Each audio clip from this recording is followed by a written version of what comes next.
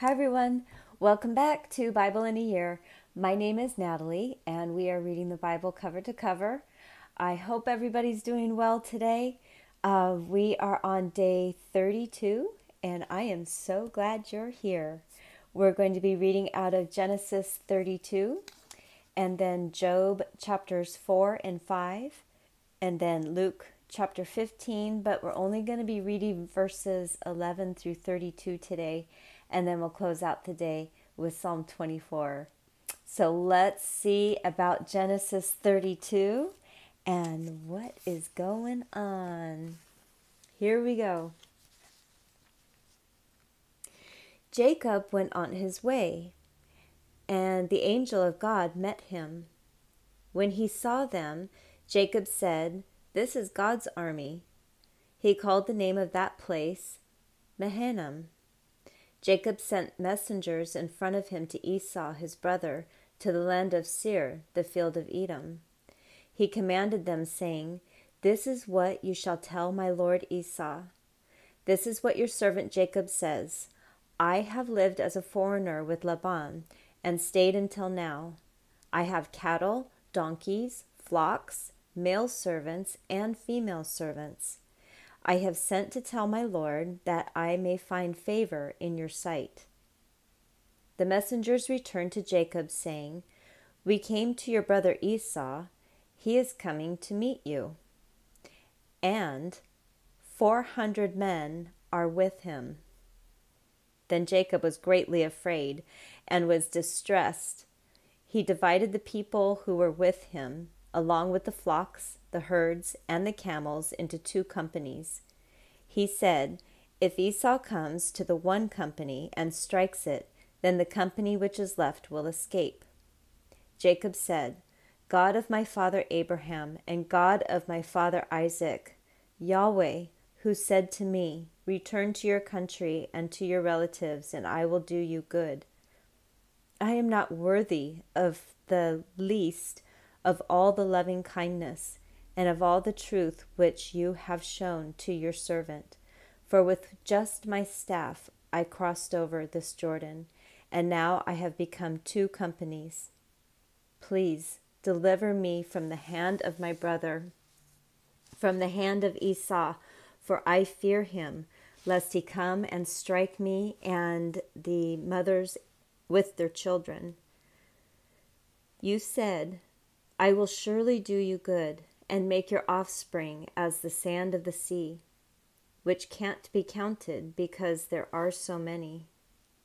He stayed there that night and took from that which he had with him, let me start that over again, sorry. Chapter 32, verse 13. He stayed there that night and took from that which he had with him a present for Esau his brother, 200 female goats and 20 male goats, 200 ewes and 20 rams, 30 milk camels and their colts, 40 cows, 10 bulls, 20 female donkeys, and 10 foals. He delivered them into the hands of his servants, every herd by itself, and said to his servants, "Pass over before me and put a space between herd and herd." He commanded the foremost, saying, "When Esau my brother meets you and asks you, saying, 'Whose are you? Where are you going? Whose are these before you?' Then you shall say, 'They are your servant Jacob's. It is a present sent to my lord Esau. Behold, he also is behind us.'"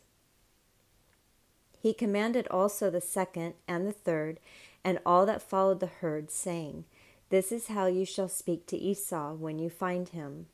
You shall say, 'Not only that, but behold, your servant Jacob is behind us.' For he said, 'I will appease him with the present that goes before me, and afterward I will see his face. Perhaps he will accept me.'" So the present passed over before him, and he himself stayed that night in the camp. He rose up that night and took his 2 wives and his 2 servants and his 11 sons and crossed over the ford of the Jabbok. He took them and sent them over the stream and sent over which he had had. Jacob was left alone and wrestled with a man there until the breaking of the day. When he saw that he didn't prevail against him, the man touched the hollow of his thigh, and the hollow of Jacob's thigh was strained as he wrestled. The man said, "Let me go, for the day breaks." Jacob said, "I won't let you go unless you bless me." He said to him, "What is your name?" He said, "Jacob." He said, "Your name will no longer be called Jacob, but Israel. For you have fought with God and with men and have prevailed." Jacob asked him, "Please tell me your name." He said, "Why is it that you ask what my name is?" So he blessed him there. Jacob called the name of the place Peniel, for he said, "I have seen God face to face, and my life is preserved." The sun rose on him as he passed over Peniel, and he limped because of his thigh. Therefore the children of Israel don't eat the sinew of the hip, which is on the hollow of the thigh to this day, because he touched the hollow of Jacob's thigh in the sinew of the hip.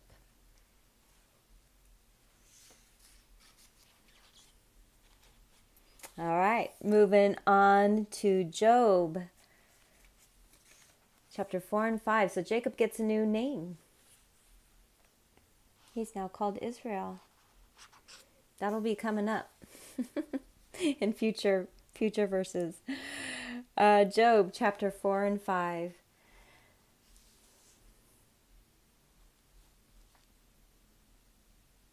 Then Eliphaz the Temanite answered, "If someone ventures to talk with you, will you be grieved? But who can withhold himself from speaking? Behold, you have instructed many. You have strengthened the weak hands. Your words have supported him who was falling. You have made the feeble knees firm. But now it has come to you, and you faint. It touches you, and you are troubled. Isn't your piety your confidence? Isn't the integrity of your ways your hope? Remember now, whoever perished being innocent, or where were the upright cut off? According to what I have seen, those who plow iniquity and sow trouble reap the same. By the breath of God they perish. By the blast of his anger they are consumed. The roaring of the lion and the voice of the fierce lion, the teeth of the young lions are broken. The old lion perishes for lack of prey, and the cubs of the lioness are scattered abroad. Now a thing was secretly brought to me. My ear received a whisper of it. In thoughts from the visions of the night, when deep sleep falls on men. Fear came on me and trembling, which made all my bones shake. Then a spirit passed before my face. The hair of my flesh stood up. It stood still, but I couldn't discern its appearance. A form was before my eyes. Silence. Then I heard a voice saying, "Shall mortal man be more just than God? Shall a man be more pure than his Maker? Behold, he puts no trust in his servants.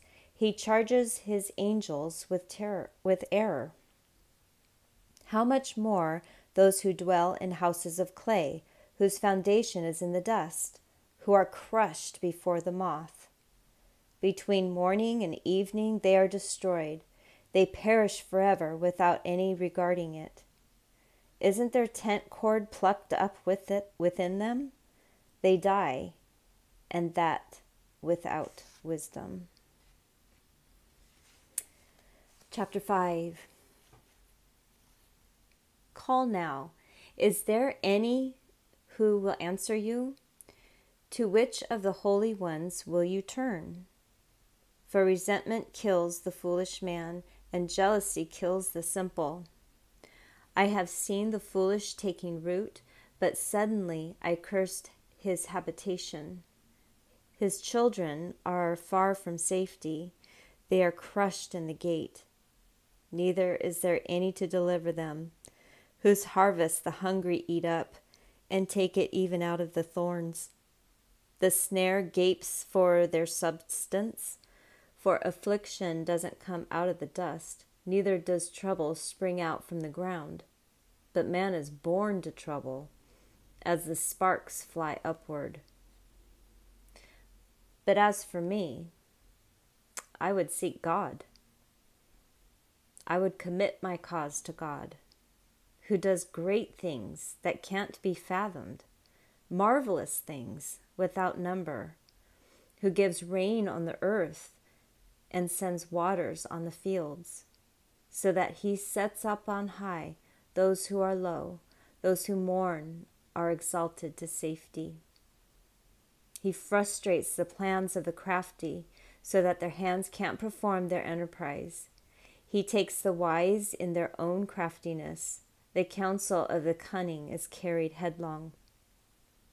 They meet with darkness in the daytime and grope at noonday as in the night. But he saves from the sword of their mouth, even the needy from the hand of the mighty. So the poor has hope, and injustice shuts her mouth. Behold, happy is the man whom God corrects. Therefore do not despise the chastening of the Almighty, for he wounds and binds up. Sorry about that. Verse 18. For he wounds and binds up. He injures, and his hands make whole. He will deliver you in 6 troubles. Yes, in 7 no evil will touch you. In famine he will redeem you from death. In war, from the power of the sword. You will be hidden from the scourge of the tongue. Neither will you be afraid of destruction when it comes. You will laugh at destruction and famine. Neither will you be afraid of the animals of the earth, for you will be allied with the stones of the field. The animals of the field will be at peace with you. You will know that your tent is in peace. You will visit your fold and will miss nothing. You will know also that your offspring will be great, your offspring as the grass of the earth. You will come to your grave in a full age, like a shock of grain comes in its season. Behold, we have researched it. It is so. Hear it and know it for your good.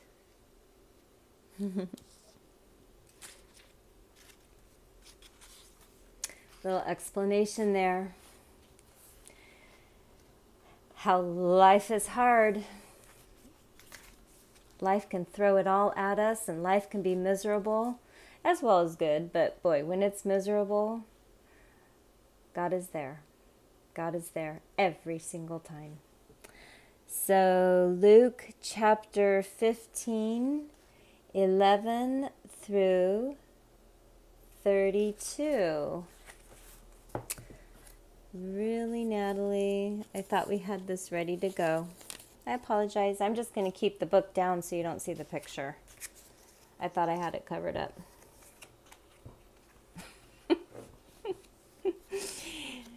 Jesus said, "A certain man had 2 sons. The younger of them said to his father, 'Father, give me my share of your property.' So he divided his livelihood between them. Not many days after, the younger son gathered all of this together and traveled into a far country. There he wasted his property with riotous living. When he had spent all of it, there arose a severe famine in the country, and he began to be in need. He went and joined himself to one of the citizens of that country, and he sent him into his fields to feed pigs. He wanted to fill his belly with the pods that the pigs ate, but no one gave him any.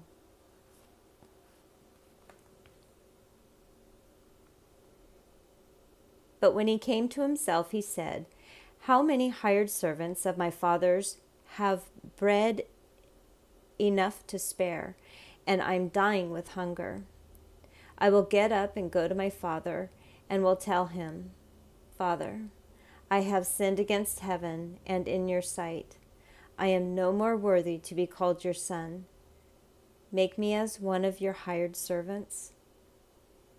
He arose and came to his father, but while he was still far off, his father saw him and was moved with compassion, and ran, fell on his neck, and kissed him.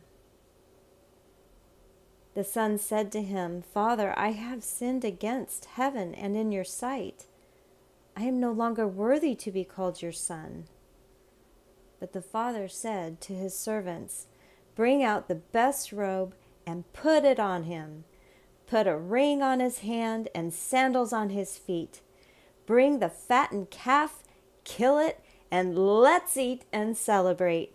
For this, my son, was dead and is alive again. He was lost and is now found.' Then they began to celebrate. Now his elder son was in the field. As he came near to the house, he heard the music and the dancing. He called one of the servants to him and asked what was going on. He said to him, 'Your brother has come home, and your father has killed the fatted calf because he has received him back safe and healthy.' But he was angry and would not go in. Therefore his father came out and begged him. But he answered his father, 'Behold, these many years I have served you, and I have never disobeyed a commandment of yours. But you never gave me a goat that I might celebrate with my friends. But when this your son came, who has devoured your living with prostitutes, you killed the fatted calf for him.' He said to him, 'Son, you are always with me, and all that is mine is yours. But if it was appropriate to celebrate and be glad, for this your brother was dead and is alive again. He was lost and is found.'" I love that story. I just love that parable. That story, parable. I love it. How the one son is like, "You've never done any of this for me. What? I've always been here. You've never done this for me." And the father says, "I've never done this because what I have is yours. It's yours. Go ahead, kill the fatted calf. It's yours." We are celebrating because my other son has come home. He was lost. Now it's a celebration. Let's celebrate. Let's dance. Let's eat. Let's drink. I don't know. Just the misunderstanding and how lovely it is to be forgiven. I don't know. I love it. Psalm 24. This is a psalm by David.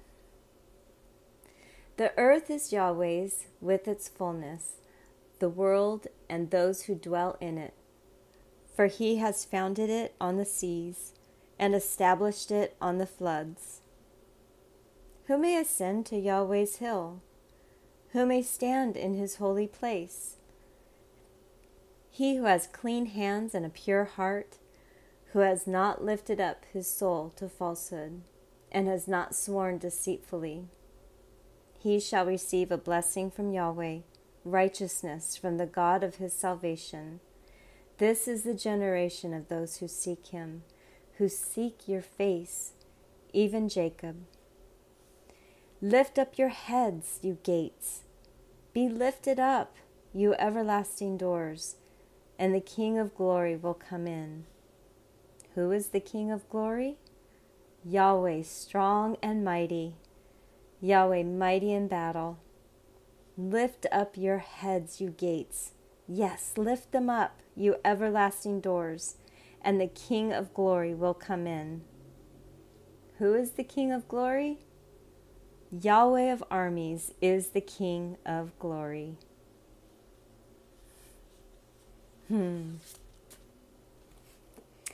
Well, everybody, this concludes day 32. Thank you so much for joining me. I hope everybody just has the most wonderful day today, and we will see you tomorrow. Bye.